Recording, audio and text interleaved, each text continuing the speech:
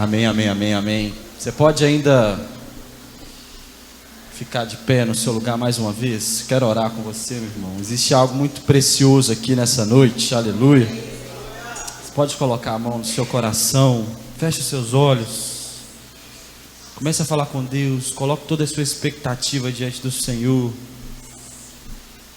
Diga para Ele: Senhor, eu sou essa casa que eu cantei, Pai. Eu sou esse lugar onde eu preciso que o Senhor habite, onde eu quero que o Senhor faça morada, Jesus. Deus, o meu coração está aberto. Deus, eu estou pronto para ouvir, Jesus, a Tua palavra. Cristo, eu estou pronto para ouvir o Senhor. Deus, nós viemos essa noite para ouvir o Senhor. Então vem e fale conosco, Jesus. Não há outro, não há outro, não há outro, não há outro como Tu, Jesus. Não há outro, não há outro, Jesus. Não há outro em cima dos céus, não há outro embaixo da terra que se compare a Ti, Jesus. Tu és o amado das nossas almas. Tu és o amado das nossas almas. Tu és o desejado das nações, Jesus. Tu és a raiz de Davi. Tu és o leão da tribo de Judá, Senhor. Tu és o sol da justiça, o apóstolo da nossa fé, a rosa de Saron. Tu és, Senhor, a expressão viva do amor de seu Pai. Então, amado, amado, amado, venha falar conosco.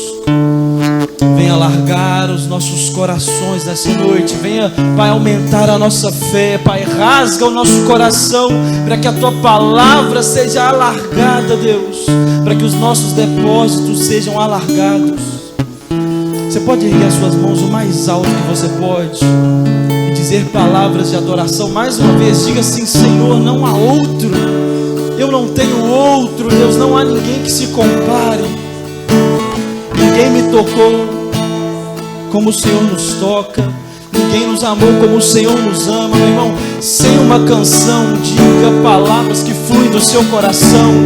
Humildes palavras de um pecador arrependido.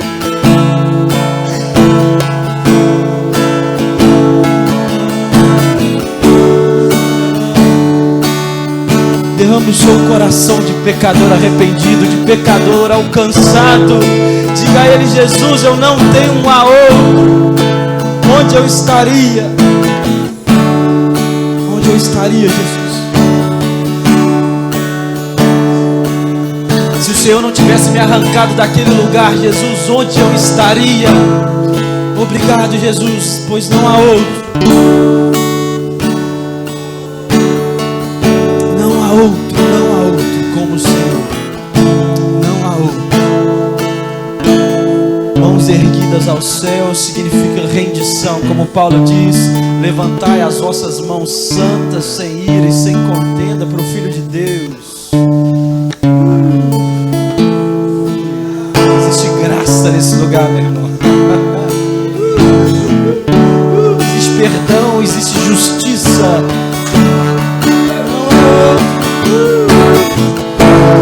Você pode sentir, meu irmão, o que está nesse lugar é graça de Deus. Graça sobre graça, perdão e graça sobre graça, perdão e graça sobre graça.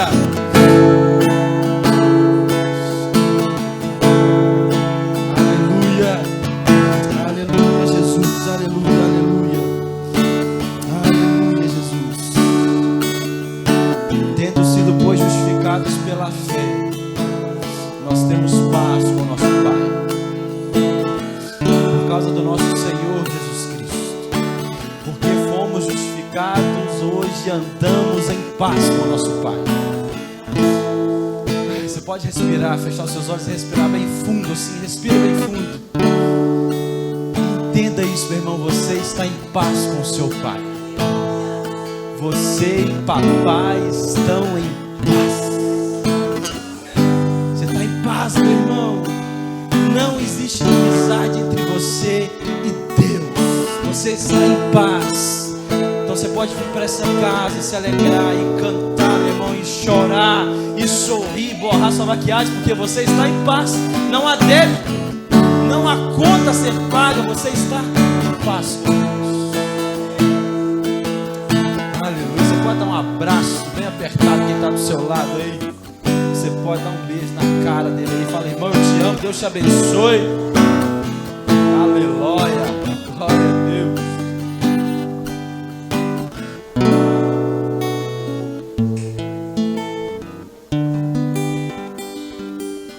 Aleluia. Você pode sentar aí no seu lugar, meu irmão? Quero compartilhar uma palavra com você nessa noite. E eu estou muito empolgado para isso. Ah, como eu estou empolgado. Estou bonito, irmãos, hoje? Não, ninguém dá um glória a Deus. Oh, Deus, me ajude. Minha mulher odeia essa cara. Não, ela odeia, ela não gosta. Como ela não está aqui hoje, então eu desobedeci e vim com ela porque eu gosto, né? E todo mundo falou que eu estou bonito. Então semana que vem você fala, ô irmã, ô missionário, o pastor estava bonito, deixa eu usar a camisa. Mas a palavra de Deus diz para fugirmos da aparência do mal, né? Então você seja sábio. Amém, crente? Eu quero compartilhar uma palavra com você que está no meu coração. Então, durante algumas semanas ou mais de um mês, nós temos falado sobre uma série que se chama Básico. Nós temos falado sobre coisas básicas da nossa fé. Então, tudo que é básico, irmão, para que você viva uma vida de qualidade em Deus, para que você viva bem com o seu Pai. E aí nós temos falado sobre a carta aos Romanos, que foi uma carta escrita pelo apóstolo Paulo a Roma. E nós temos pegado os pontos mais importantes. E na semana passada, faltando alguns minutos para o culto, eu percebi que faltava uma parte muito importante. Porque nós temos falado desde a primeira semana, a partir do capítulo 1, no versículo 28, que o Evangelho é o poder de Deus para salvar todo aquele que crê. O Evangelho é o poder de Deus para a salvação de todo homem que crê. E o Evangelho ele nos salva. A mensagem que o judeu, filho de Deus, morreu na cruz para me salvar e te salvar. Essa é a grande sacada. Essa é aleluia. Essa é a grande mensagem de Deus. E de que Deus nos salva? Deus nos salva dele mesmo. Você aprendeu isso no capítulo 2, que Deus estava irado com a humanidade e a ira de Deus se manifesta do céu sobre todo pecado, sobre todo pecador. Então Deus nos livra da sua ira e Deus descarrega a sua ira sobre o seu Filho Jesus. Porque aprove Deus amou, Deus quis moer Jesus na cruz. Porque quando Deus fazia isso, Deus nos livrava. E aí, meu irmão, nós recebemos um presente da graça. É um presente, meu irmão. Graça significa um favor imerecido. Você não merecia, você não fez nada para merecer. É como o ladrão da cruz. Durante toda uma vida levou uma vida de crimes, mas faltando 3 minutos para morrer, ele fala: Senhor, lembra de mim quando entrar no teu reino, no paraíso lá, Senhor. E Jesus fala: hoje mesmo você vai estar comigo. É graça, você não fez nada para merecer. Porque nós recebemos um presente da graça, meu irmão, nós recebemos uma justificação pela fé. A justiça advém da fé. Nós recebemos uma justiça que vem de Deus, não vem de nós, não é de obras para que ninguém se glorie, mas ela é mediante a fé. E quando eu sou justificado, frutos vão ser produzidos em mim. E o primeiro fruto foi o que nós lemos: nós temos paz com Deus. Porque você foi justificado, porque você foi perdoado, agora você tem paz. Tem um copo rodando a igreja, pede ele para sentar, alguém pega aí, que eu não consigo pregar, não vou só prestar atenção nele. Obrigado, viu, amigo? O inimigo está querendo me confundir nessa noite. Nós temos paz com Deus, meu irmão. Os frutos que acompanham a justificação são paz com Deus. É a esperança de uma glória vindoura, meu irmão. É uma habilidade de passar por problemas se gloriando. E quando nós passamos por tudo isso, nós nos assemelhamos ao sacrifício de Cristo. Na morte de Cristo, no nosso batismo, nós nos assemelhamos a Cristo. Quando você foi batizado, você se assemelha a Cristo. Então você morre com Cristo, mas também você ressuscita com Cristo para uma nova vida. E você não é mais aquele velho pecador, meu irmão, perebento, problemático, mas você é uma nova criatura, com um novo estilo de vida. E porque você é uma nova criatura, salva, com um novo estilo de vida, você não está mais sobre as penas da lei, sobre as penas do pecado, e você foi salvo. E nós chegamos nessa preciosa noite. Aleluia, aleluia, glória seja dada ao Senhor. Eu fui salvo, mas e aí? Agora eu tenho 40 anos daqui para frente, 50, 60, 80 anos daqui para frente. Olha aí, talvez seja muito difícil manter essa salvação, Porque, meu irmão, se você for sincero, talvez você vá olhar no espelho e você vai falar: ó Deus, me ajude. Eu peco muito mais do que eu deveria e peco menos do que eu gostaria. Deus me ajude. Que crente que é esse? Meu irmão, todas as vezes que eu tenho uma crise de fé e que eu penso em largar tudo, não é porque alguém me convenceu da existência ou da ineficiência de Deus, mas é porque a minha carne, ela quer me roubar de mim mesmo. E aí a gente pensa: como que eu vou sustentar essa salvação por 40 anos? Porque, meu irmão, você vai concordar comigo, o assunto mais importante da Bíblia é a salvação. No proto-evangelho que acontece ali em Gênesis, quando Deus diz que da cabeça, que viria um descendente ali da mulher, que esmagaria a cabeça da serpente, Deus está profetizando o que aconteceria. Deus já está falando de salvação. E todo o Antigo Testamento aponta para Deus correndo atrás do homem. O homem não quer Deus, o homem corre de Deus, o homem despreza a Deus, e Deus corre atrás do homem. Deus, ele aleluia. Eu vou conseguir, minha primeira vez. Deus, ele se esforça aí com M minúsculo, ele corre atrás do homem. E aí nasce Jesus, meu irmão. Então todo o Antigo Testamento são os esforços dessa missão de Deus em salvar o homem. E o Novo Testamento, meu irmão, é isso, essa conclusão, é a obra de Jesus completa. É salvação, meu irmão. De Gênesis a Apocalipse é salvação. Não deságua em outra coisa. A Bíblia, ela fala sobre salvação do perdido. A igreja foi estabelecida para ser um grande ponto de pregação, uma grande base missionária para salvação. E o primeiro grande assunto da Bíblia é a salvação. E consequentemente, meu irmão, talvez o segundo assunto mais importante da Bíblia deveria ser como não perder essa salvação. Gente, esse negócio é muito importante.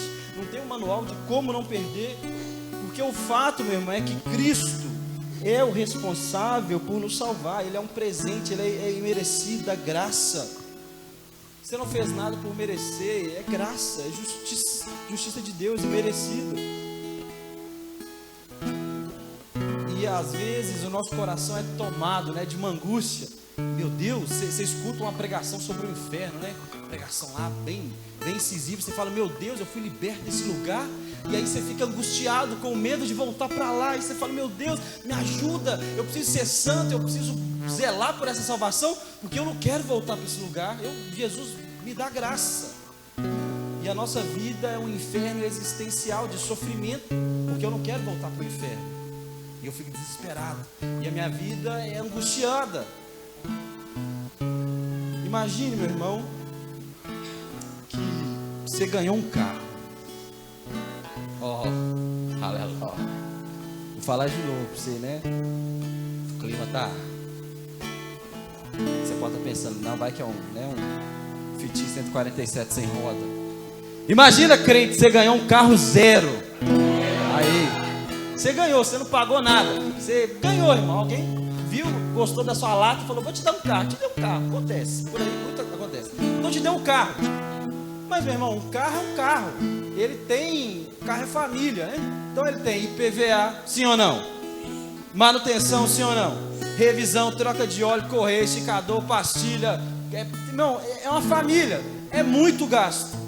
E nada mais justo que esses gastos sejam por sua conta. Porque o carro é seu, quem te deu transferiu para o seu nome. E agora, lindo, se vira. Sim ou não? Quem é que aceitaria essa proposta? Ganhar um carro de graça e assumir a manutenção? Pouquíssimas pessoas nessa noite, aleluia. Mas tudo bem, às vezes você fala assim: não, eu quero ganhar o carro e quero que quem me deu também assuma todas as coisas, sabiamente. Mas nada mais justo meu irmão, que você assuma, né, com os compromissos do carro que foi ganhado. Só que o grande problema dessa nossa história é que às vezes nós queremos tratar a salvação da mesma forma. Nós ganhamos a salvação de graça e pela graça. E agora a manutenção, as revisões da nossa salvação, eu que me viro. E aí, meu irmão, muitas das vezes, se você tem um carro, você já foi acometido por algo que você não esperava. Do nada, essa semana, duas semanas atrás, estava dirigindo, de repente eu percebi que tinha um passarinho dentro da roda. Não sei se é muito bem um passarinho, mas o negócio, eu freava, chiava, né? Eu já sabia o que era. Pastilha acabou, já tá roendo o osso, ferro no ferro. Eu não estava esperando, irmão. Quantas das vezes deu sexta-feira e você fala, é sexta, hoje é dia de luxar. Aí o gás acaba. Aí você fala, o inimigo se levanta contra mim.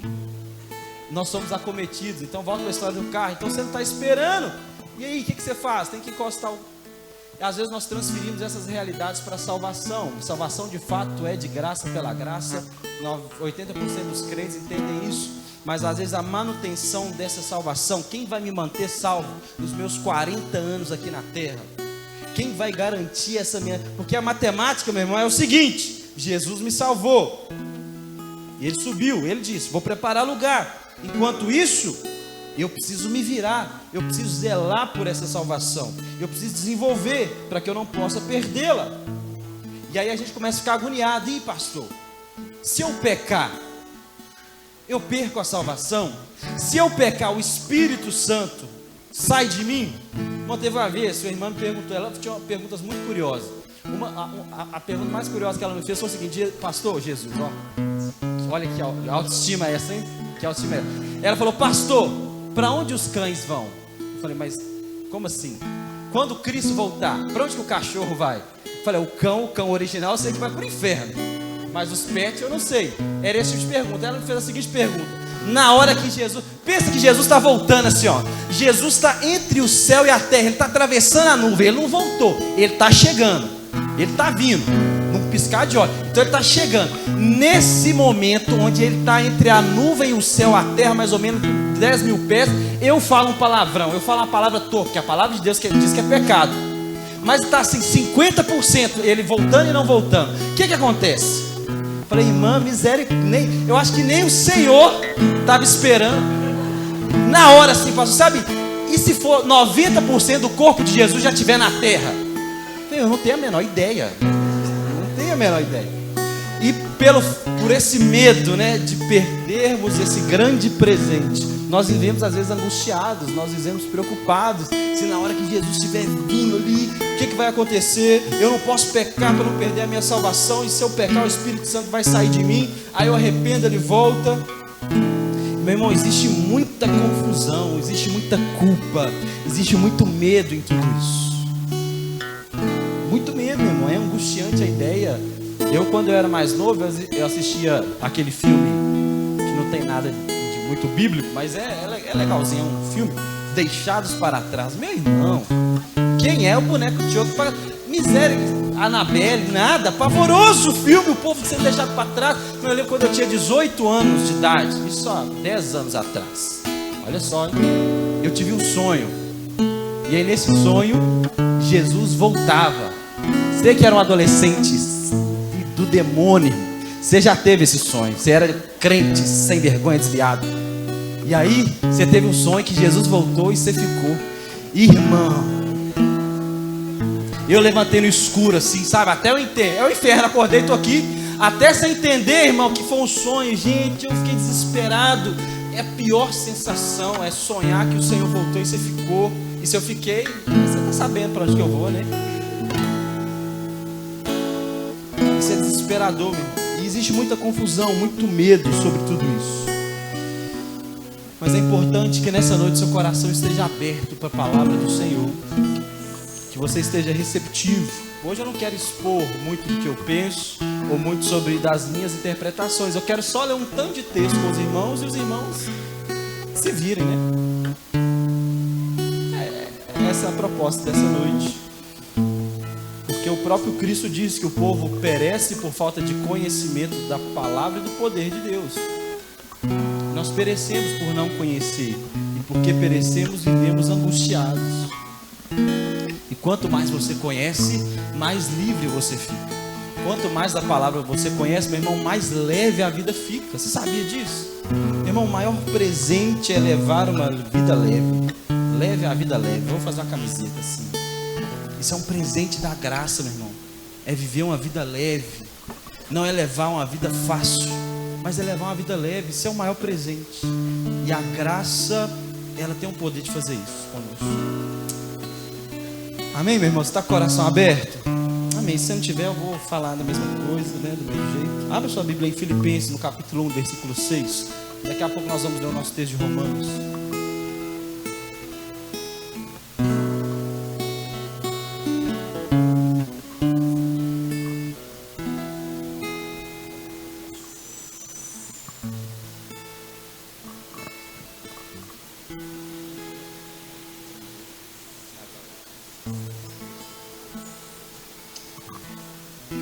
Filipenses no capítulo 1, versículo 6. Você achou aí, meu irmão? Você não tem uma Bíblia, você olha aqui para frente, ou fica do lado de um crente aí que tem a Bíblia. Filipenses no capítulo 1, versículo 6, olha o que Paulo está dizendo. Paulo, apóstolo Paulo, Paulão. Eu tenho por certo, tendo por certo, isso mesmo, que aquele que em vós começou a boa obra, a aperfeiçoará até o dia de Jesus Cristo. Nós começamos assim nessa noite, que aquele Deus que te salvou, aquele Deus que te resgatou, Ele afirma que Ele começou uma obra na sua vida e Ele é fiel para terminá-la. E terminá-la até quando? Até o dia da volta do nosso Senhor. Meu irmão, isso deve gerar esperança no nosso coração. Isso deve gerar, meu irmão, paz no nosso coração. Porque se você crê que Deus é Deus, e eu acredito que você crê, porque você está aqui nessa noite, esse Deus, meu irmão, Ele diz que Ele começou algo e Ele vai terminar. Então talvez nessa noite você está enredado em um pecado que você não consegue se libertar. Você está pecando mais do que você gostaria. Ou está pecando menos do que gostaria, mas está pecando. Está difícil. Você acha, não tem jeito. Mas a palavra nos garante que o Deus que começou algo em nossas vidas, o Deus que começou uma obra, meu irmão, Ele é fiel para completá-la. Ele é fiel para aperfeiçoar até o dia de Jesus Cristo. Isso deve gerar esperança, meu irmão. Porque por mais perdido, por mais empenado, por mais torto que eu esteja, se Cristo começou uma obra, Ele vai terminar. Então talvez você tenha um filho, você tenha um parente que está, sabe? Creia que o Senhor que começou uma boa obra vai terminar, meu irmão. Tenha fé. Deus não é homem ele não é homem para mentir, Ele não é um ser humano para se arrepender. Tiago vai dizer que nele não há sombra nem variação, Ele é perfeito, Ele é constante. Então creia, meu irmão. Paulo está dizendo isso. Eu tenho por certo, eu tenho certeza que aquele que começou a boa obra, Ele vai terminar. Aquele que por mim morreu na cruz, Ele vai terminar essa obra que Ele começou de transformação, de salvação. Aleluia. Ele vai me fazer chegar até o último dia. Isso deve gerar esperança no nosso coração.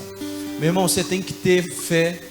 Smith Wigglesworth diz o seguinte: você tem que ter fé ao ponto de crer que tudo que está na Bíblia é verdade. Porque às vezes a nossa fé não crê que tudo que está na Bíblia é verdade. Você tem que ter fé o suficiente para crer que tudo que está na Bíblia é verdade. Que o cara foi engolido e ficou 3 dias na barriga do peixe. É sério? Tá lá. Se a Bíblia estivesse dizendo que foi o homem que o peixe ficou vivo 3 dias na barriga dele, eu acreditava. Isso. Creia nisso, irmão. Que tudo que está na palavra de Deus é a nossa verdade. E aquele que começou uma boa obra, Ele vai terminar. Porque, meu irmão, a salvação não é algo que é jogado no nosso colo para que você possa virar nos 30. Ô louco meu, quem sabe fazer ao vivo, vai, se vira. Não é assim que funciona. Deus te salvou e aí Ele jogou um BO na sua mão. Sabe, primeiro dia de emprego, que você não recebeu treinamento, só te jogou lá e falou, vai. Aí você não sabe onde é o banheiro, você não sabe onde fica caneta, você não sabe onde fica papel, e aí você tem vergonha de perguntar ao chefe, ele vai achar que eu sou retardado, que eu sou aquele desespero. A salvação não é assim. Não é uma jaula com leões onde Deus te joga e fala, se vira nos 30, eu estou atrasado, eu preciso resolver uns negócios no céu ali, e daqui 2000 anos eu volto, vai resolvendo. Meu irmão, não é assim que funciona. Deus é um Deus responsável.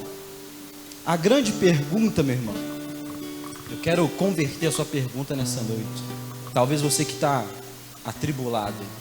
A grande pergunta não é se salvação se perde ou não. Essa não é a grande pergunta. A pergunta, às vezes, até tola. Não é tola, mas a pergunta não é essa, se salvação se perde ou não. A grande pergunta é a seguinte: não é se eu estou salvo ou não, mas sim, os dias em que eu estiver aqui na terra, quem me manterá salvo? Quem é o responsável por me manter salvo? É mudar. Será que eu posso? Já está errado. Você está vendo? Eu posso? Não, você não pode. Essa não é a pergunta, se eu posso fazer alguma coisa, se eu posso adquirir ou perder. A grande pergunta é: quem pode me manter salvo? Ou quem pode arrancar a minha salvação? Essa é a pergunta. Porque se essa pergunta no reino de Deus começa com eu, ela já não presta, ela já não passa no IBGE não, no Imetro celestial. Mas é quem vai me manter salvo nos dias aqui na terra, quando eu quiser desistir, quando eu estiver lá na beira do negócio, quem me manterá salvo? E a nossa fé, meu irmão, está posta em Jesus, pois sem Ele nada podemos fazer. Isso edifica a minha fé, meu irmão. E aí eu começo a falar de fé em Jesus. O Silas Malafaia, você sabe, ele entra em mim e eu não consigo falar de fé em Cristo de uma forma tranquila quando eu vejo as pessoas depositando a sua fé em outras coisas. A nossa fé está depositada em Cristo, e aqui é o grande diferença. João no capítulo 10, no versículo 27, você vai ter a oportunidade de ler todos esses versículos depois na célula, no GCs, mas João no capítulo 10, no versículo 27, diz o seguinte: as minhas ovelhas ouvem a minha voz. Isso aqui é Jesus dizendo: eu as conheço e elas me seguem. Eu lhes dou a vida eterna e jamais perecerão. Olha esse texto aqui, meu irmão. Ninguém poderá arrancar da minha mão. O meu Pai as deu a mim, e o meu Pai é maior do que todos. Ninguém as pode arrancar das mãos do meu Pai. Então, que você que entrou nessa noite achando que você podia perder a sua salvação, você começou a entrar em choque, porque o dono de tudo, o Filho de Deus, o Filho do homem, está chegando e está falando assim: aqui tem uma galera na terra, são minhas ovelhas, eu conheço elas, eu chamo elas pelo nome, o meu Pai que me deu, e ninguém pode arrancar elas das minhas mãos. E eu vou te explicar porque não pode. Porque o meu Pai é top, Ele é maior do que todos, e ninguém arranca nada da mão do meu Pai. Jesus chega na cara do mochila de criança, Satanás, para você que não cresceu no Nordeste, lá no Nordeste Satanás é conhecido como mochila de criança. E ele chega e fala assim: Pilatos, filhão, você não pode me matar não, você não tem autoridade sobre mim não, eu não, é um presente vitalício de Deus. Essa história do carro, irmão, não é você que paga o IPVA. Não. E disso, meu irmão, Romanos no capítulo 6, no versículo 18, diz que nós éramos escravos do pecado, mas nós somos libertos do pecado e agora somos escravos da justiça. O que é um escravo, meu irmão? Um escravo é um pobre, miserável, que foi comprado por alguém que é maior. E nós somos escravos da justiça de Deus. Pobres, miseráveis que foram comprados por Deus que é maior. Meu irmão, o escravo, ele pode espernear, ele pode chorar, pode rebelar, ele pode trabalhar muito, ele pode trabalhar pouco. Nada que ele faça muda a sua situação de escravo. Nós somos escravos da justiça de Deus, meu irmão. Nada que eu faço muda a minha justiça, porque eu estou nas mãos de Deus. O meu Deus é maior que todos e ninguém me arranca da mão dele. Você está entendendo isso, meu irmão? Você está condenado aos céus. Você está condenado, irmão. Você condenado. Isso é maravilhoso, irmão. Salvação, salvação. Meu irmão, Romanos, no capítulo 8. E agora a gente fala de Romanos, né? Nossa série é Romanos. Romanos, no capítulo 8, versículo 33. Ah, meu Deus. Da graça. Vou explodir aqui. Romanos 8, 33. Vai dizer o seguinte. Olha isso aqui, meu irmão. Olha isso aqui. Quem tentará acusação contra os escolhidos de Deus? É Deus quem os justifica. Pode passar. Quem os condenará? Cristo Jesus é quem morreu, ou antes, quem ressurgiu dentre os mortos, o qual está à direita de Deus e também intercede por nós. Quem nos separará do amor de Cristo? Será a tribulação, a angústia, a perseguição, ou a fome, ou a nudez, ou o perigo, ou a espada?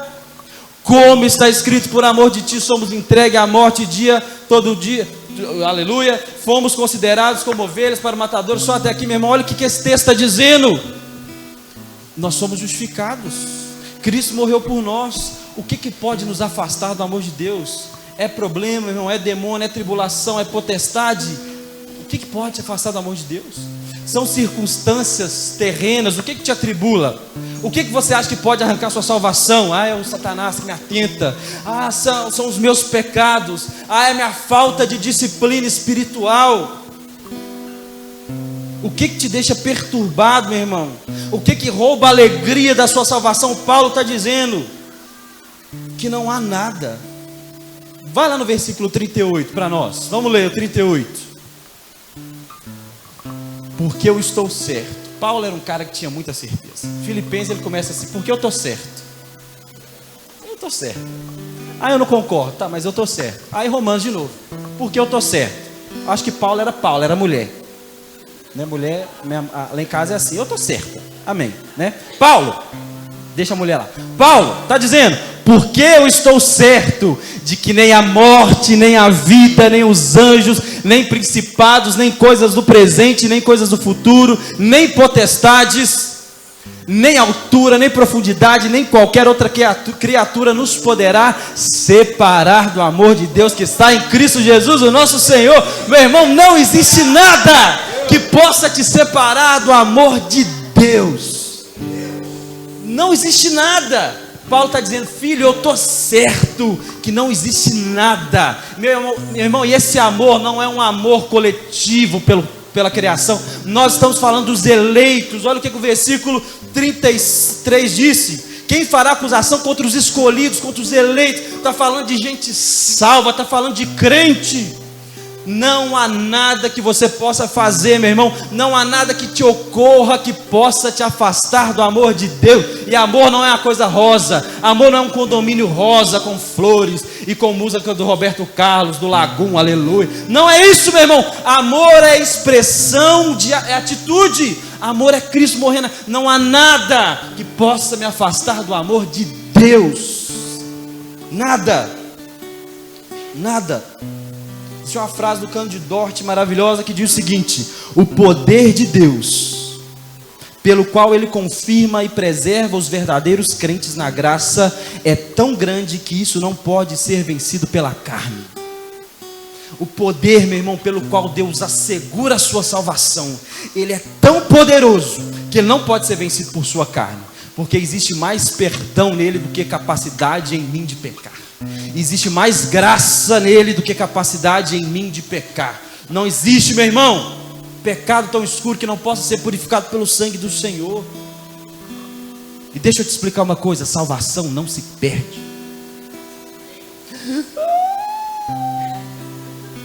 Calma, nós vamos chegar até lá.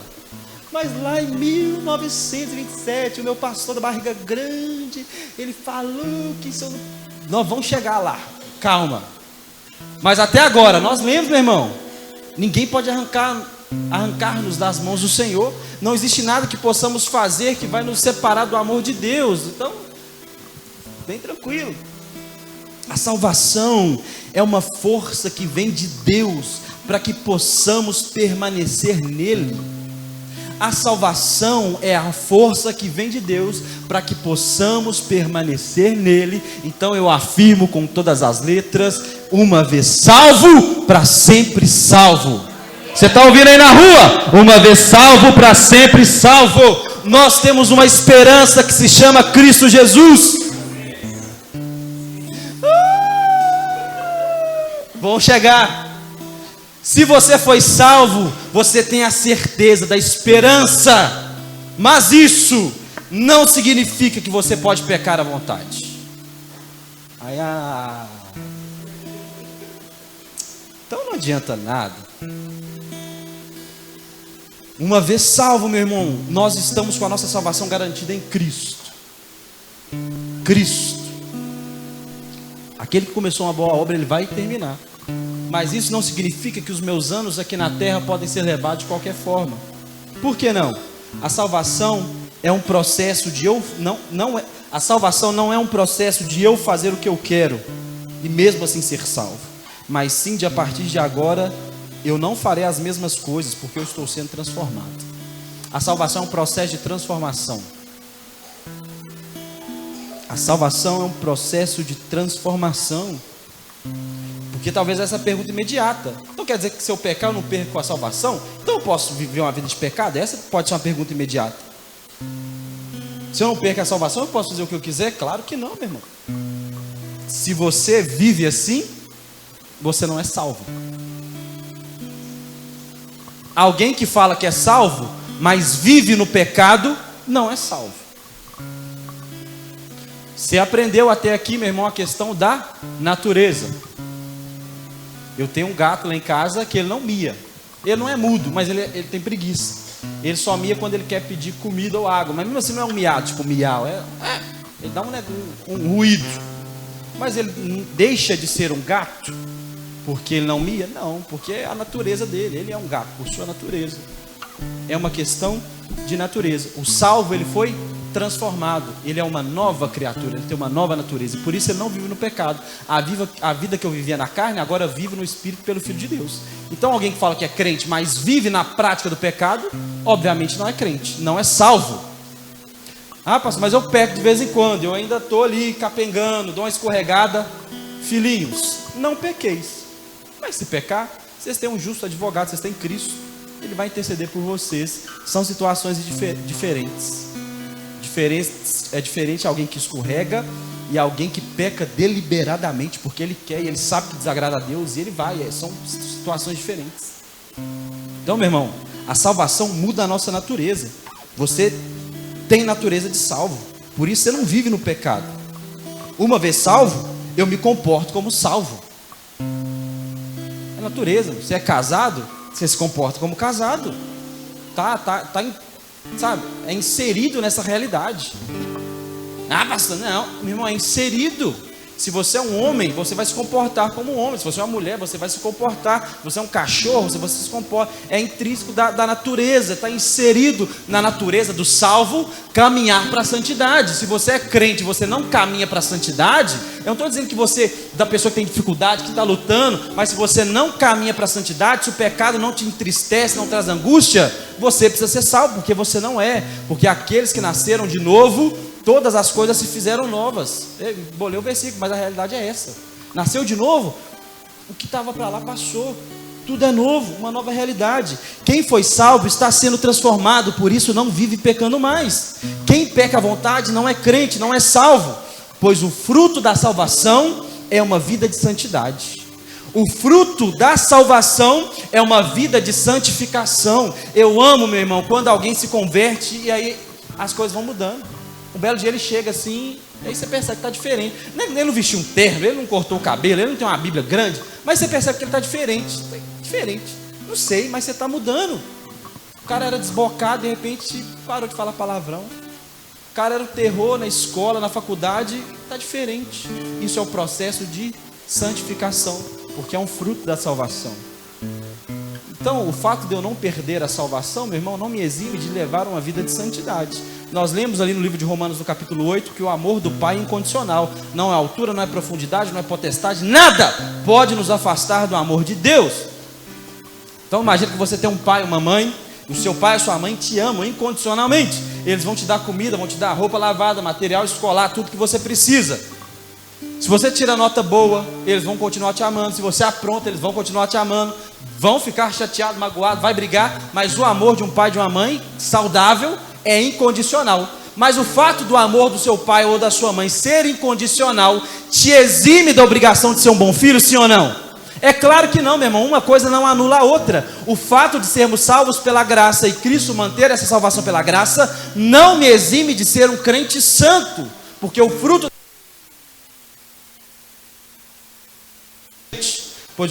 da salvação é uma vida de santidade. Segunda coisa, quem é salvo de fato luta contra o pecado. Ezequiel no capítulo 11, no versículo 19 ao 20, vai dizer o seguinte: eu lhes darei um só coração, porei dentro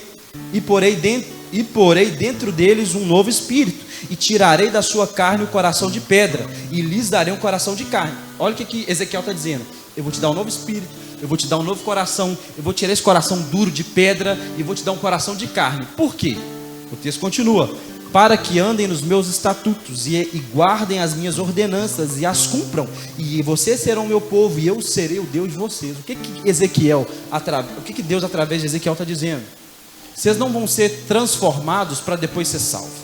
Muita gente pensa assim: depois que eu parar de fumar eu vou para a igreja, depois que eu parar de beber, depois que eu parar de transar torta direito, depois que eu parar de ver pornografia, depois que eu parar de fumar maconha, depois que eu me libertar da homossexualidade, ou parar com a prática da homossexualidade, aí eu batizo, aí eu viro crente. Porque agora aí os crentes falaram que eu não posso ficar com gente do mesmo sexo, o pastor falou que eu não posso fumar maconha, o povo falou que eu não posso transar a torta direito. Então quando eu consertar, eu encontro com o Senhor. O que Ezequiel está dizendo é o seguinte: filho, eu vou te dar um novo coração, e porque eu vou te dar um novo coração, você vai poder ser transformado. Esse é o processo de salvação, porque eu te salvei, agora você vai ser transformado. Porque se você consegue se transformar por conta própria, abra a igreja para você, lindo. Eu vou te seguir. Se você consegue se transformar por conta própria, você é Jesus 2.0. Meu irmão, nós entregamos a nossa vida a Cristo porque por nós mesmos nós não conseguimos. E o crente que foi salvo, ele luta contra o pecado. Jeremias 32:40: e farei com eles um pacto eterno, e não me desviarei de fazer-lhes o bem. Porei o meu temor no seu coração, para que nunca se apartem de mim. Deus fez uma aliança conosco, meu irmão, para que nunca nos apartemos dele. Essa é a grande verdade. Um crente, ele vai lutar contra o pecado, meu irmão, porque a nossa salvação, ela é eterna, ela é vitalícia. No fundo, meu irmão, todo crente acredita nisso, porque a nova natureza, ela vem recheada da verdade. Jesus diz o seguinte: a lei veio por Moisés, a graça e a verdade vieram por meio de Jesus Cristo. Percebe que a verdade está junto com a graça. Então quando você é salvo pela graça, a verdade vem junto. Tudo, meu irmão, que você precisa para viver uma vida com o Senhor, você já está pronto, está tudo ali dentro. Só que a religião, ela nos prostitui. Porque quem aqui já orou assim: ô Deus, salva o fulano, ô Deus, ajuda ele na falta de fé dele, ô Senhor, converte o fulano. O que você está dizendo? Deus, ele não pode se salvar por ele mesmo, então salva ele. Deus, o que as pessoas dizem para Jesus? Jesus, me ajuda na minha falta de fé. Eu não tenho fé para me ser salvo, para me ser curado, então me ajuda. O que eu estou dizendo? Senhor, eu não posso me salvar e nem manter a minha salvação, o Senhor pode fazer isso por mim? Nós cremos de fato, meu irmão, que a salvação é algo vitalício, só que a religião nos corrompe, prostitui. Pensa que se Deus falasse assim: não, mas aí depende do céu, o seu livre-arbítrio aí, né? Fazer o quê, né? Se fulano não quiser, nem Deus. Não é o que a gente fala? Se fulano quiser, nem Deus. Então por que você ora pedindo para Deus converter? Se o fulano vai querer. Você percebe? Se renda à soberania de Deus, irmão. Para de ser tonto. Assume que Deus é que tem o controle de tudo. Deus, salva fulano, salva fulano, salva fulano. Você está dizendo: Deus não tem condição dele ser salvo por ele mesmo. O Senhor pode salvar ele? Se renda à soberania de Deus, meu irmão. Deus é que salva, é Deus que mantém. Deus, meu irmão, é que mantém, porque a nossa fé nos mantém vivos em Cristo Jesus. João 5,24 vai dizer: em verdade vos digo, quem ouve a minha palavra e crê naquele que me enviou, tem a vida eterna e não entra em juízo, mas passou da morte para a vida. Nós passamos da morte para a vida, meu irmão. Não tem não rebobina, não tem retrocesso. Nós passamos, não volta. João 6,35, declarou-lhes Jesus: eu sou o pão da vida, aquele que vem a mim, de modo algum terá fome. Quem crê em mim jamais terá sede. Olha o que a palavra está dizendo. Se você crê em mim, você nunca mais tem sede, você nunca mais tem fome. É uma obra vitalícia. Eu resolvi o problema da sede da sua alma, de buscar um Criador. Eu resolvi o problema. João 6, 39, 40, é a vontade daquele que me enviou é esta, que eu não... Olha, essa aqui projeta para nós, aqui, Belo Horizonte, olha isso. Eu já estou pensando, né, nas multidões de Belo Horizonte, aleluia. Olha aí, crente. João 6, 39, olha a palavra de Jesus. O evangelho de João é o evangelho que mais garante uma salvação eterna, vitalícia. João, põe o menino João. João 6, 39. Isso. João 6, 39. Olha o que Jesus está dizendo. É a vontade daquele que me enviou, do que me enviou é esta. A vontade daquele que me enviou é esta: que eu não perca nenhum de todos aqueles que me deu. A vontade do Pai é que nenhum daqueles que foram dados a Jesus se percam, mas que eu os ressuscite no último dia. Todos os que foram salvos, meu irmão, você pode até morrer, mas você vai ser ressuscitado no último dia. Sabe o que é isso aqui, Belo Horizonte? Onde eu estou? Passa aí. Porquanto esta é a vontade. Não, é aqui mesmo. Porquanto esta é a vontade do meu Pai, que todo aquele que vê o Filho e crê nele tenha a vida eterna, e eu ressuscitarei no último dia, meu irmão. Nós temos essa palavra de Jesus. É Jesus chegando: gente, eu fiz um combinado com meu Pai. Pensa o diálogo. E é a vontade dele que ninguém se perca. Pensa que você é o irmão mais velho, e aí você chegou em casa. Você pode ter um irmão mais novo que é meio peste, mas, né? Você chegou em casa, seu irmão mais velho, e fala: gente, o pai saiu, deixou um recado. Então você vai transmitir o coração do Pai, é a vontade explícita, e tem que acontecer daquele jeito. É o nosso irmão mais velho, chegou: gente, eu estava lá em cima conversando com meu pai, é o seguinte, ele falou que nenhum de vocês vai se perder, porque é a vontade dele. Ele é soberano e, né, vocês até falam que não cai um fio de cabelo aí, se não for vontade dele, então é isso mesmo. E eu vou te ressuscitar no último dia, fica tranquilo. Nós temos essa segurança em Cristo Jesus, meu irmão. 1 Pedro, no capítulo 1, olha o que vai dizer, meu irmão. 1 Pedro, capítulo 1, 3 ao 5.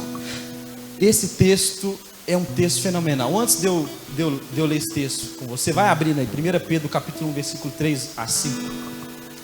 Eu, durante muitos anos da minha vida, eu tive um sonho repetido. Ó, pastor, você acredita? Lógico. Ué, Deus falou com a mula, não vai falar comigo através de sonho? E aí eu tinha um sonho muito repetido, né? Um sonho que eu estava num lugar, e aí de repente eu olhava para uma porta e tinha um versículo, um texto. Eu ficava assim, uma porta branca com uma plaquinha verde, durante anos. Eu com 10 anos, 11 anos, 12 anos tinha, né? Aí um belo dia eu fui para um retiro, e aí eu cheguei nesse lugar, e eram 4 dias de evento. Aí o pastor falou assim: ó, irmão, aqui, né, tem vários quartos, cada quarto tem um nome, né? Então eu vou te levar para o seu quarto, que o Senhor possa falar com você. Já fiquei incomodado, que me tratou bem. Na época eu achava que crente era tudo... E ele era bonzinho, aí isso eu achei esquisito. Aí ele me levou para o quarto, né? Aí passando os quartos, prosperidade, amor, graça, fé, bondade, longanimidade, que eu nem sabia o que era. Aí cheguei no meu quarto e falei: o meu deve ser dinheiro, deve ser, oh, glória, louvor, multidões. Aí o meu quarto era misericórdia. Você acredita nisso, crente? Meu quarto chamava misericórdia. Eu falei: meu Deus, que é isso? Aí isso me incomodou. Mas ele falou: irmão, então a gente ora e Deus direciona cada crente para um quarto. E Deus mandou você para misericórdia. Eu falei: tudo bem, né? Deus que mandou. Aí lá pelo último dia, tive um tempo, né, com uma das líderes lá. E aí nós estávamos orando, e ela, né, fluindo nos dons do Senhor. Ela falou: olha, filho, enquanto a gente estava orando, eu tive uma visão com você, e E aí nessa visão, você estava lá na sua casa, eu era solteiro, obviamente, eu devia ter uns 18, 19 anos. Ela falou, eu tive uma visão, e nessa visão você brigou com sua mãe. Novidade, né? Eu e minha mãe, quase irmão gêmeo, então era quase todo dia. Você brigou com sua mãe, e aí você saiu bravo. Novidade também, né? Brigar com a mãe, saía, igual doido, andarilho. Aí você saiu, e nessa de andar nervoso na rua, desorientado, você foi atropelado e morreu. Só que o Senhor teve misericórdia de você e te tirou da cidade, te trouxe para cá para ser cuidado. Ah, irmão, eu já caí arrebatado na hora, né? E é exatamente esse versículo que estava na porta. E todos aqueles anos que eu sonhava, onde eu estava parado olhando para uma placa, era exatamente aquele momento. E meu irmão, desde aquele dia eu nunca mais fui a mesma pessoa. Deus fez algo ali extraordinário. E foi esse texto que eu li, eu quero ler com você, que diz o seguinte. Isso, no versículo 3. Nós vamos ler do 3 ao 5. Bendito seja o Deus e Pai de nosso Senhor Jesus Cristo, que segundo a sua grande misericórdia, nos regenerou para uma viva esperança, pela ressurreição de Jesus Cristo dentre os mortos. Pode passar, isso está maravilhoso. Jesus teve misericórdia, Ele me salvou, Ele me regenerou. Está só começando. Para uma herança incorruptível, incontaminável. Eu não sei nem falar isso aqui, irmão. Imarcessível, reservada para nós no céu para vós. Que pelo poder de Deus sois guardados mediante a fé para a salvação que está preparada para ser revelada no último tempo. Deus teve misericórdia de nós. Deus conquistou para nós um bom tesouro. Esse tesouro, meu irmão, é inviolável, incorruptível. A palavra de Deus diz que Ele está reservado no céu para nós, para que pelo poder de Deus nós seremos guardados mediante a fé para salvar. Meu irmão, nós estamos garantidos em Deus, por causa da boa misericórdia do Senhor. E eu quero ler mais um texto, não precisa abrir, vou ler rapidinho aqui, Judas, no capítulo 1, 24. Esse aqui é o Judas bom. Ora, aquele que é poderoso para vos guardar de tropeçar e apresentar-vos ante a sua glória imaculados e jubilosos.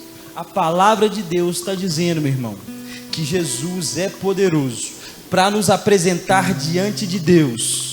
Ele vai nos guardar de tropeçar, meu irmão. Ele vai nos guardar de nos desviar. Ele vai nos apresentar diante de Deus imaculados e jubilosos. A nossa esperança, meu irmão, está em Cristo.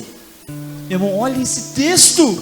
Aquele que é poderoso para vos guardar de tropeçar e apresentar-vos a sua glória imaculada e jubilosa. Meu irmão, a palavra de Deus em Romanos capítulo 8 vai dizer que o mesmo Espírito que ressuscitou a Jesus dentre os mortos vivificará o nosso corpo mortal.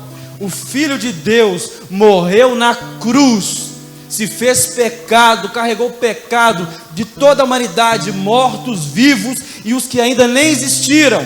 Ficou 3 dias morto. E o Espírito Santo que ressuscitou a esse homem que carregou o pecado de toda a humanidade, é esse Espírito que traz vida para mim, é esse Espírito que me consola, é esse Espírito que me entregará pronto no último dia. 2 Coríntios no capítulo 1, versículo 22 diz que Ele também nos selou como penhor do Espírito Santo. Meu irmão, esse texto é fantástico, porque diz que o Espírito Santo é o nosso selo. E o que é um selo, meu irmão? O selo é o que garante que uma carta vai chegar. Se você colocar a carta lá na boquinha do correio, lá no correio mesmo, na empresa, sem selo, ela não vai, porque um preço sobre aquela carta não foi pago. Então você vai lá, compra o selo, põe o selo na carta, e quando o carteiro olha, ele fala, não, realmente, essa carta aqui, ela tem que chegar nesse destino, porque ela tem um selo. A palavra de Deus diz que no último dia os anjos virão, né? Que vão ceifar, separar o joio do trigo, falar, esse aqui tem um selo, você vai para a direita, esse aqui você vai para a esquerda, você tem um selo, você vai para a direita, é direita e esquerda, esse aqui não tem um selo, você vai para a esquerda. Porque o Espírito Santo, meu irmão, é o selo, é a garantia da nossa fé. Se você foi selado com o Espírito Santo, meu irmão, você vai chegar no destino. E o nosso destino é a Nova Jerusalém, meu irmão. Nós fomos selados. O preço pelo selo foi pago. O preço pela nossa salvação foi pago. Isso não tem volta. 2 Timóteo, olha Paulo aí de novo, 2 Timóteo 1,12. Por essa razão eu sofro também essas coisas, mas eu não me envergonho, porque eu sei, olha Paulo mais uma vez, porque eu sei em quem eu tenho crido. Mais uma vez, eu estou certo que Ele é poderoso para me guardar e guardar o meu depósito até aquele dia. A palavra de Deus vai dizer: não junte tesouros nessa terra, mas junte no céu, onde traça não corrompe, o bicho não come, o ladrão não rouba. Junta tesouro lá, porque lá é incorruptível. Paulo está dizendo: eu tenho por certo que aquele que me salvou, Ele é poderoso para guardar o meu depósito. E Paulo era alguém que podia se gloriar. Paulo era alguém que podia falar assim: não, né, o hiato realmente ele é salvo pela fé, mas eu sou pelas obras. Mas Paulo tinha a sua fé posta em Cristo. O que você precisa entender, meu irmão, e mudar o seu foco não é se eu posso ou não perder a minha salvação, mas a ênfase e a certeza é a seguinte: quem garante a minha salvação é Cristo, então será impossível perdê-la. Quem garantiu a minha salvação é o Senhor, e o meu Pai é o maior de todos, e eu estou na mão dele, então ninguém me rouba dele, ninguém me arranca dele. Quem garante a nossa salvação é Cristo, tudo vem dele. A palavra de Deus diz que Cristo intercede por nós, Ele é o nosso intercessor.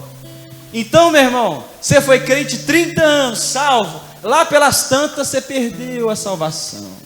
Então quer dizer que Cristo é um fracassado, porque a única coisa que Ele tinha que fazer era interceder por você, e Ele falhou. Então você percebe o que está por trás dessa teologia caída, que diz que a salvação se perde. Quando você diz que salvação se perde, você está dizendo que é Cristo. Você falhou, né? Porque você falou que você ia garantir. Olha eu aqui queimando, né? O Senhor não garantiu. E meu irmão, e Cristo é o nosso herói, Ele não perde. Cristo é o maior de todos, meu irmão. Cristo não perde, Ele assegura a nossa fé. Ele é quem segura e garante a nossa salvação. Não vive esse inferno existencial angustiado: hoje eu estou salvo, amanhã eu não estou salvo. Não, meu irmão, a salvação é algo vitalício. A palavra vitalício significa, meu irmão, uma garantia eterna. Aquilo que vem de vitalidade, não tem começo, nem é eterno. A salvação é um bem vitalício. Jesus, o nosso intercessor, Ele não falha. Ele fez essa ponte. O que temos certeza, meu irmão, é que Jesus garante a nossa salvação. Não é se eu posso perder. Eu não consegui ganhar, como eu vou conseguir perder algo que não é meu? Você não perde algo que não é seu. Eu vou deixar de ser justo. A justiça não é sua, ela foi imposta sobre você. A salvação veio por meio de Cristo Jesus. A salvação não vem de obras para que você não se glorie, mas ela vem de Deus. Não é possível perder a salvação, pois Cristo nos garante uma obra completa. Cristo nos sustenta nos dias difíceis. Nós temos uma garantia eterna, meu irmão. É impossível que um crente genuíno perca o seu lugar, porque Cristo nunca perde. Entenda isso. E sabe o que talvez está passando na sua mente? Eu estou falando o tempo todo de Cristo, meu irmão, não estou nem aí para você, eu estou falando de Cristo. E você está o tempo todo assim: pastor, mas meu pecado. Pastor, mas eu desviei. Toda vez você tenta trazer para você: mas eu ainda sou viciado nisso. Mas ainda eu. Percebe, irmão? Para de tentar fazer ou atrapalhar aquilo que só Cristo poderia fazer. Não tem eu nessa relação. Mas se eu fizer isso? Mas Cristo vai garantir. Mas mesmo se eu, irmão, tira o eu da jogada, você está atrapalhando a pregação. Sabe, eu não tem a ver com você, tem a ver com Cristo. Não tem a ver com você, meu irmão. Tem a ver com você, tem a ver com Cristo. A obra é dele, meu irmão, está consumado. É ele, não tem a ver com você. Você é parte do propósito. Você é uma partícula da misericórdia de Deus. Não é você, meu irmão. Você não é o ponto fraco de Deus. Você é... Para com... não, irmão, é Cristo, tem a ver com Ele. É Ele, é Ele. Ele nos salva, Ele garante a nossa fé. João 17, 11 a 12, estou terminando. Vai dizer o seguinte: olha o que Jesus está dizendo: eu não ficarei mais no mundo, mas eles ainda estão no mundo. Está falando de nós, dos discípulos. E eu vou para ti, para o Pai. Pai Santo. Aí Jesus faz uma oração: Pai Santo, protege-os em teu nome, o nome que me deste, para que sejam um, assim como eu sou um com um, assim como nós somos um.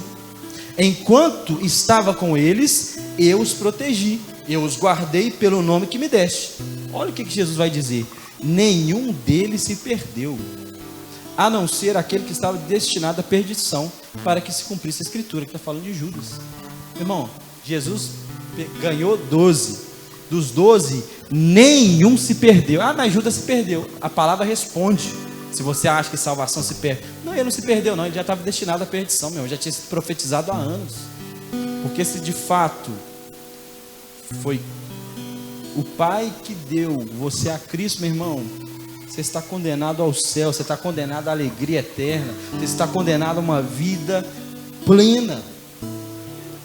E aí eu quero te responder algumas possíveis perguntas, para que você vá embora em paz.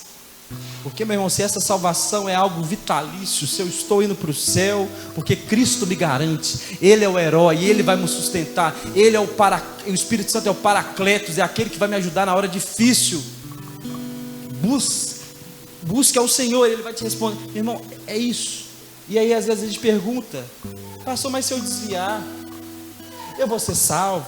Pastor, tem um primo meu, ele era crente, obreiro, pastor, homem de Deus, e hoje está desviado. Mesmo ele estando desviado, ele vai para o céu? Ou quando ele se desviou, ele perdeu a sua salvação? É uma pergunta válida. Porque se a salvação é de graça, pela graça. Eu vi o irmão aqui na frente orando, tocando, e ele caía no poder, ele levantava no poder, ele rodava no poder, ele caía no poder de novo, e agora ele está desviado. Ele vai ser salvo?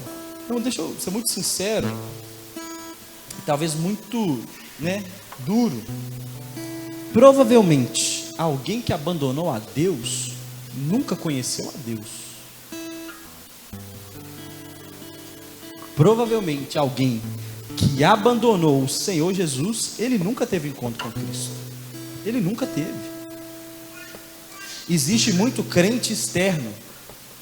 O que é o crente externo? Ele chega na igreja e ele é convencido. Ele não é convertido. E ele se convence que aquilo... Aí ele vai na igreja, ele até batiza, para de algumas práticas, e de repente foi embora. Você lembra do jovem rico? Às vezes a gente acha que ter um encontro com Jesus é suficiente. O jovem rico chegou, ele ficou próximo o suficiente para poder estabelecer um diálogo. Provavelmente ele falou: tudo bom, Rabi? Muito prazer. Tocou talvez em Jesus. Se ele questionou a Jesus sobre todas as coisas, muito provavelmente ele viu o que Jesus fazia. E ele chega a Jesus: o que eu preciso fazer para ser salvo? Ele é um crente que está chegando aqui. E aí, ô pastor, o que eu preciso fazer para ser salvo? E aí Jesus fala com ele: filho, ajuda os pobres, obedece ao pai e sua mãe, guarda o sábado, adora. Isso aí eu já faço tudo. Aí ele fala: entendi. Jesus, sabiamente, sua sabedoria eterna, diz o seguinte: então vende o que você tem, divide com os pobres e vem me seguir. E a palavra de Deus diz que o jovem rico se entristeceu, virou as costas, foi embora. E o texto, por inferência, nós percebemos que ele não foi salvo, ele não teve encontro. Talvez é esse crente que veio, falou com Jesus, até obedecia, mas de repente ele falou: é muito para mim. Porque todo desviado ele tem uma boa desculpa, irmão. Você já viu alguém que se desviou? Teve uma decepção com a igreja, teve uma decepção com o pastor. Com Jesus nunca é. Às vezes é, mas é falta de compreensão. Ele se desviou e foi para o mundo. Quer dizer, ele saiu da igreja e ficou em casa, orando, lendo a Bíblia, evangelizando o bairro, só que sem ir na igreja. Quantos aqui conhecem alguém que saiu da igreja e continuou vivendo uma vida piedosa? Levante a sua mão, por favor. Uma pessoa. Eu conheço uma pessoa também. Pouquíssimas pessoas. Mas a grande maioria que sai da igreja, o que faz? Desanda.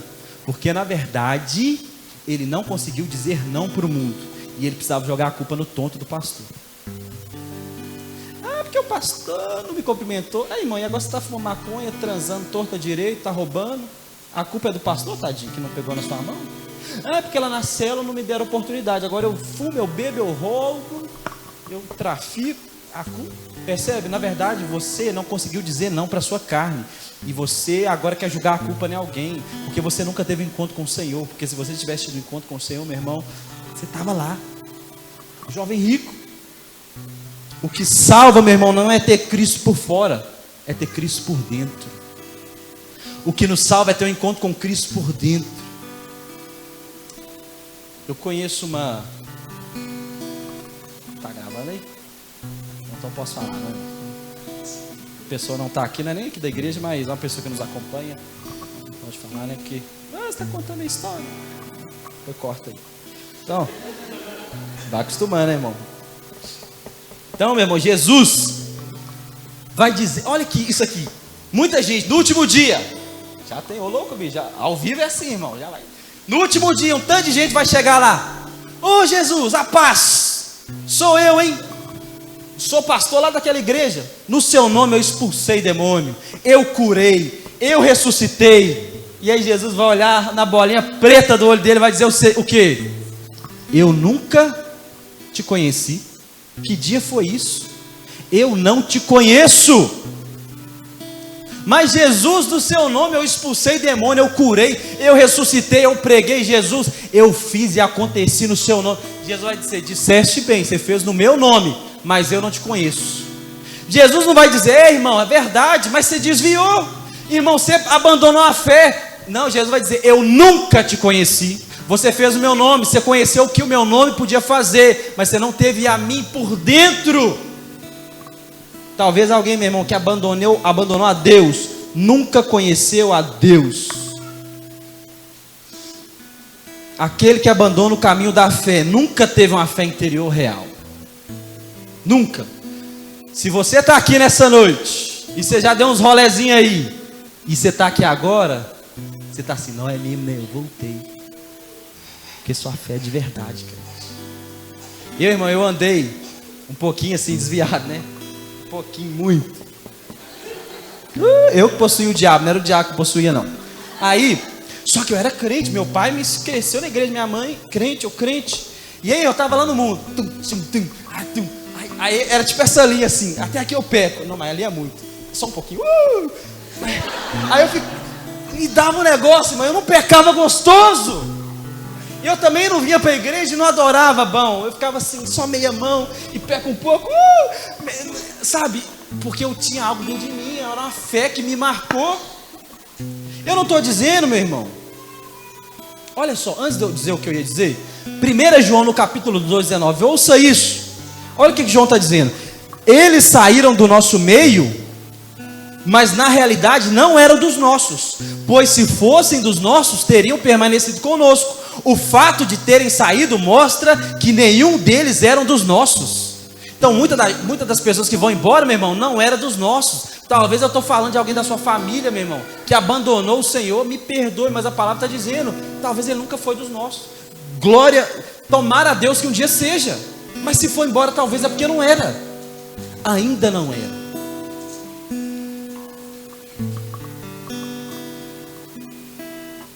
Jesus, meu irmão, vai dizer para muitos, eu não te conheço. Então essa é a primeira situação. Se foi embora, porque provavelmente não teve encontro com o Senhor. Mas tem uma segunda situação. Porque não quer dizer, meu irmão, que um crente, ele não vai passar por crise de fé. Não quer dizer que um crente, ele não vai ficar, sabe, até sem congregar, vai ficar até sem igreja.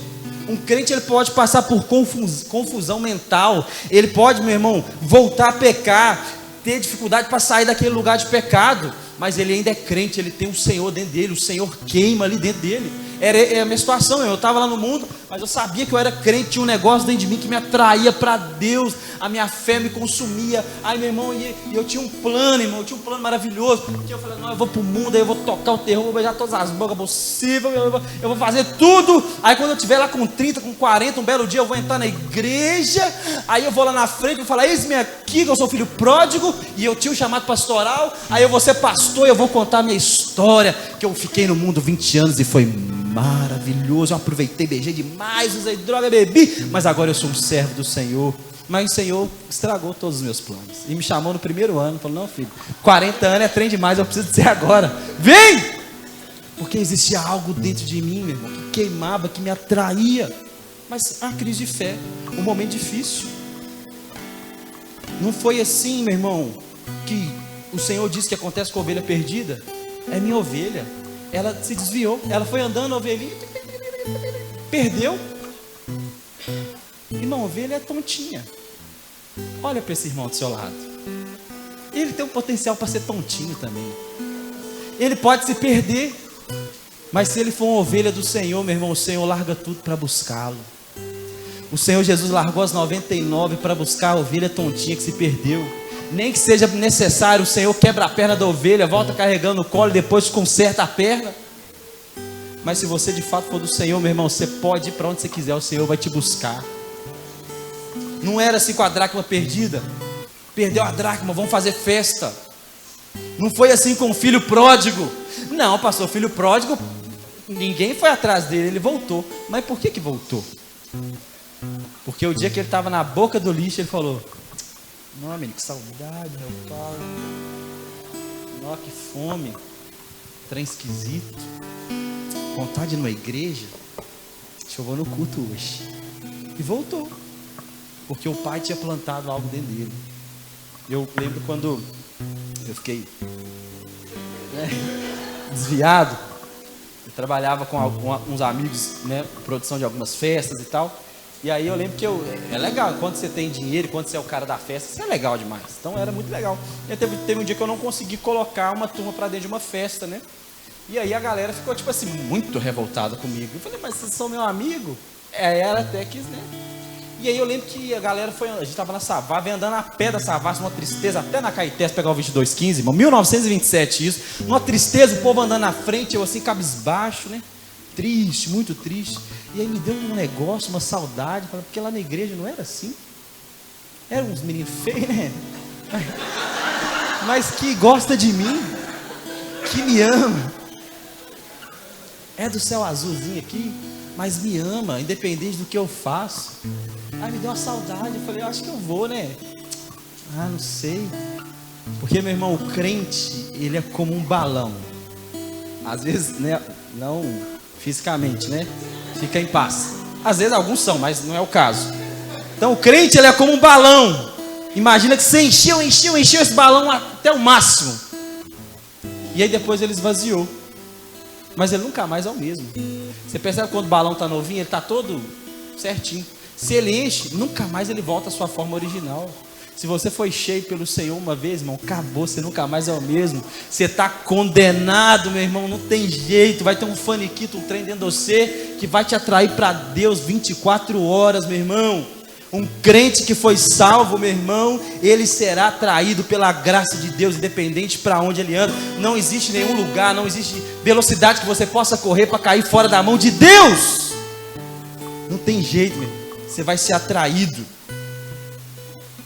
É o princípio de ensinar o filho no caminho. Ensina o teu filho no caminho, quando ele for mais velho, ele não se desviará. Isso é um princípio.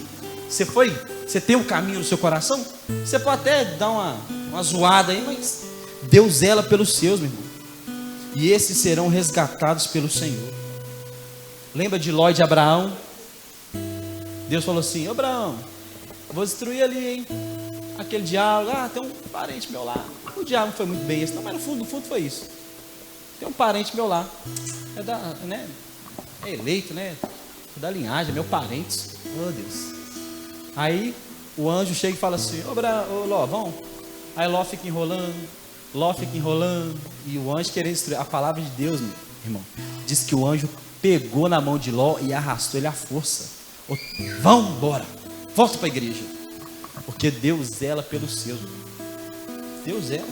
Deus ela. Para nós orarmos. Ah, pastor, mas tem uns versículos aí que falam o contrário, né? Esperto. Você não vai falar deles, não? Porque a Bíblia diz: aquele que permanecer até o fim, esse será salvo. A palavra também diz: guarde a coroa, para que não perca o que tens. A palavra de Deus também diz: Moisés disse: risca o meu nome do livro da vida. Moisés, tu achas, pastor, que eres maiores que Moiséses? Bom, condicionais da nossa fé, o condicionamento da nossa fé está posto sobre o próprio Deus e não sobre as condições. Quem garante a nossa salvação é Deus, isso está posto, não são as condições. Imagina, meu irmão, nós permanecemos na fé observando esses perigos de abandonar a fé. Uma das formas de manter essa fé viva é tendo alerta. Imagina que você está dirigindo e tem uma placa dizendo: não avance, porque aqui é um penhasco, senão você cai e morre. O fato de você olhar para aquela placa é o que mantém a sua atenção viva. Aquela placa não está dizendo: olha aqui, tem não, a sua inteligência te priva de avançar e pular no penhasco. Os avisos, eles vivificam a nossa fé. Os avisos, os sinais, as condicionais vivificam a nossa fé, mas não condicionam a nossa salvação. Uma placa, meu irmão, não questiona o seu poder de racional, eu pulo ou não, mas ele alimenta essa situação de salvação que você tem. Aquele que permanecer até o fim será salvo. Tá, o que muda? A palavra está dizendo que Jesus vai me sustentar. Você está entendendo que uma coisa não anula a outra. Guarda o que você tem, meu irmão, para você não perder. Tudo bem, mas Jesus está dizendo: tá, filho, eu vou garantir a sua salvação, eu vou garantir o seu bom tesouro. Uma condicional, não, a nossa salvação não é condicionada pela própria condicional, mas pela fé em Jesus. Mas a nossa fé é alimentada pela condicional. Entenda isso. O fato de você lutar contra o pecado aumenta a sua fé. Você tem uma dificuldade lá, você está lutando contra aquele pecado, o que você vai fazer? Jejuar, você vai orar, você vai ler a Bíblia. O que você está fazendo? Aumentando fé. O fato do Senhor ter colocado condicionais não condiciona a nossa salvação, mas alimentam a nossa fé, para que permanecemos em fé em uma salvação que já está posta. Pastor, eu não entendi. E eu não creio assim também. Eu acredito que salvação se perde. Porque Moisés falou: Deus, risca o meu nome no livro da vida. Salmo está dizendo: risca o nome deles no livro da vida. Em toda a sociedade antiga, principalmente dos hebreus, existia um negócio chamado livro da vida, que era uma espécie de cartório. Toda criança que nascia, o seu nome era escrito no livro da vida. Quando você nasce, você registra o seu filho no cartório. Existe um livro com registro de todos os nascidos. Quando essa pessoa morria, o seu nome era riscado no livro da vida. O que Moisés está dizendo? Deus, se o Senhor não vier comigo, me mata. Leia qualquer história dos hebreus, leia qualquer artigo que vai dizer sobre isso. Isso é muito claro. O livro da vida do Antigo Testamento não é o mesmo livro da vida do Cordeiro de Apocalipse. E eu posso te provar. Porque, meu irmão, não existe a possibilidade do seu nome ser riscado do livro da vida. O nosso nome no livro da vida foi escrito com o sangue do Senhor. Você acha que é tipo assim? Aí o Gabriel converteu. Oh, glória, vai, Gabriel, escreve rápido. Não, senhor, não, outro Gabriel, anjo. Escreve. Ah, não, ele desviou. Como é que apaga? É com o sangue do homem. Meu irmão, você acha que existe essa dualidade no céu? Escreve com lápis, né? Porque no dia que ele morrer, na hora do outro, aí a gente passa por cima. Meu irmão, não é assim que funciona. O livro da vida do Cordeiro, quando o Apocalipse vai falar do livro da vida do Cordeiro, é uma tipificação do que acontecia na terra. Quando lá no céu está dizendo assim, João está dizendo: eu vi como se fosse portões, eu vi como se fosse. O que ele está dizendo? Eu vi um negócio parecido com o que tem na terra. O livro da vida de Apocalipse é diferente. Lá não existe a possibilidade de ser riscado. Ou o seu nome está, ou o seu nome não está. O grande problema é se não está. Apocalipse 5, Apocalipse 13 vai dizer o seguinte: todos os habitantes da terra adoraram a besta, a saber, todos aqueles que não tiveram o nome escrito no livro da vida do Cordeiro, que foi morto desde a criação do mundo. Está vendo? Tem uma turma que adorou a besta, o seu nome não está escrito. Está dizendo, os desviados que foram cortados. Não. Apocalipse 3:5. Ao vencedor será igualmente vestido de branco, jamais apagarei o seu nome do livro da vida, mas o reconhecerei diante do meu Pai. Se você foi salvo e se o seu nome foi escrito no livro da vida, Jesus está dizendo que Ele jamais apagará o seu nome do livro da vida. Apocalipse 20:15. Se o nome de alguém não for encontrado no livro da vida, esse será lançado no lago de fogo. Tem alguma coisa de ser riscada aqui? Ou seu nome está escrito ou não está escrito. Deus não tem, né? Sendo assim, meu irmão, o Novo Testamento não fala nada sobre riscar o nome do livro da vida. Ou ele está, ou ele não está. Se ele está, se alegre. Se ele não está, me procure no final do culto, né? Que é muito importante se eu não esteja. Eu não sei escrever não, mas eu sei quem pode. E eu posso te levar até essa pessoa. Sendo assim, meu irmão, o Espírito Santo ele não pode sair de nós. Muitas pessoas falam, quando eu peco o Espírito Santo sai de mim. Isso não existe. Mas Davi, pastor, orou. Davi falou, Deus, não retires de mim o seu Espírito. Meu irmão, entenda que no Antigo Testamento o Espírito Santo ele vinha e ia embora. Ele só vinha para usar. Então o que Davi estava dizendo? Senhor, não retira de mim o teu Espírito, porque se sair eu perco o reino. Porque foi o que aconteceu com Saul. Saul era cheio do Espírito Santo, fez besteira, o Espírito saiu, entrou um demônio, ele perdeu o reino. Então o que ele está dizendo? Senhor, não tira de mim o teu Espírito. Quando o Espírito Santo saiu de Sansão, o que aconteceu? Deixou de ser usado. É isso. Mas no Novo Testamento, meu irmão, o Espírito Santo ele faz morada, ele vem habitar em nós. E não existe a possibilidade do Espírito Santo sair de nós. Fica de pé no seu lugar, meu irmão, eu quero orar com você. E talvez depois disso tudo, você está assim, pastor, mas eu continuo não crendo assim. Eu ainda acredito que salvação perde. Deixa eu te falar uma coisa, meu irmão. Não tem problema não. Nós estamos indo morar no mesmo lugar. Você só precisa fazer as mesmas coisas de quem crê que não perde. Descansa em Deus. Para de pecar. Lute contra o pecado. Pastor, acho que eu estou correndo risco.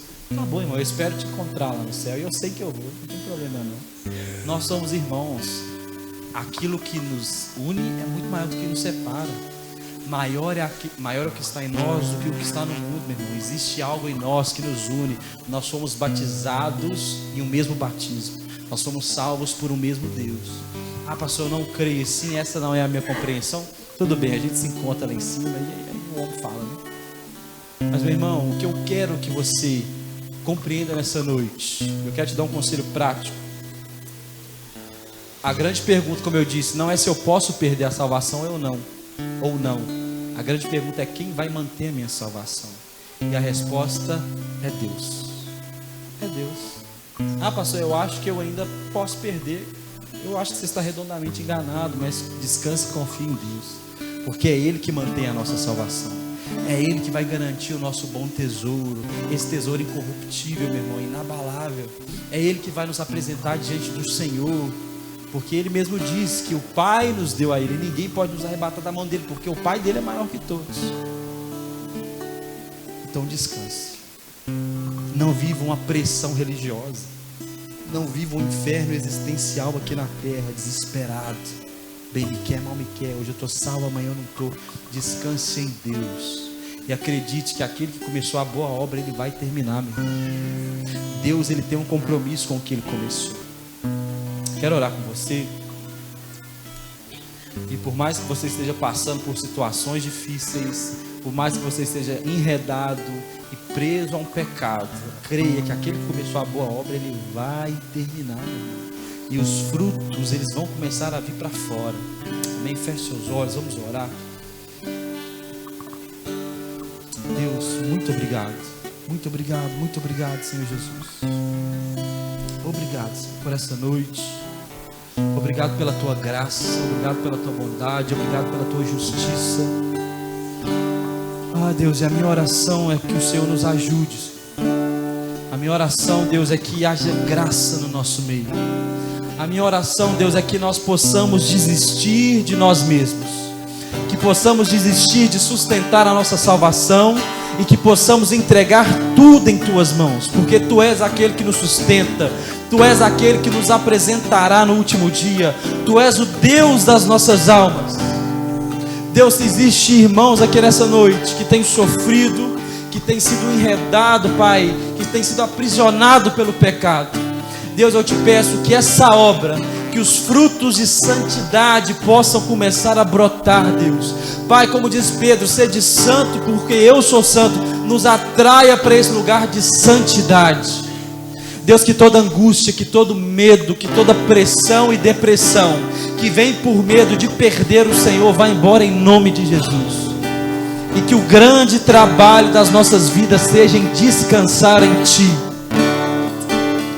Que o grande trabalho da nossa vida seja em descansar sobre a Tua obra. Que o grande trabalho da nossa vida seja em confiar no Senhor, porque Tu és fiel, e aquele que prometeu, aquele que começou, terminará, aperfeiçoará essa boa obra. Então nós, enquanto igreja, Pai, nós agradecemos ao Senhor. Você pode erguer as suas mãos e agradecer a Deus? Agradeça a Deus porque você não tinha condições de ser salvo, mas Ele te salvou.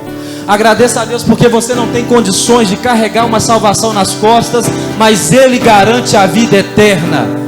Porque nós somos as suas ovelhas, Ele nos conhece, nós o ouvimos, e o Pai nos deu a Ele, e ninguém nos arrebata de suas mãos. Agradeça e diga: Deus, obrigado, obrigado, obrigado, Jesus, porque eu estou garantido, eu tenho a vida eterna, eu fui justificado. Deus, um pobre pecador nessa noite te agradece, Jesus. Obrigado, obrigado. Obrigado, Senhor. Obrigado, Jesus. Obrigado, Senhor. Nos livra do mal, Pai, em nome de Jesus. Se você crê, diga amém, crente.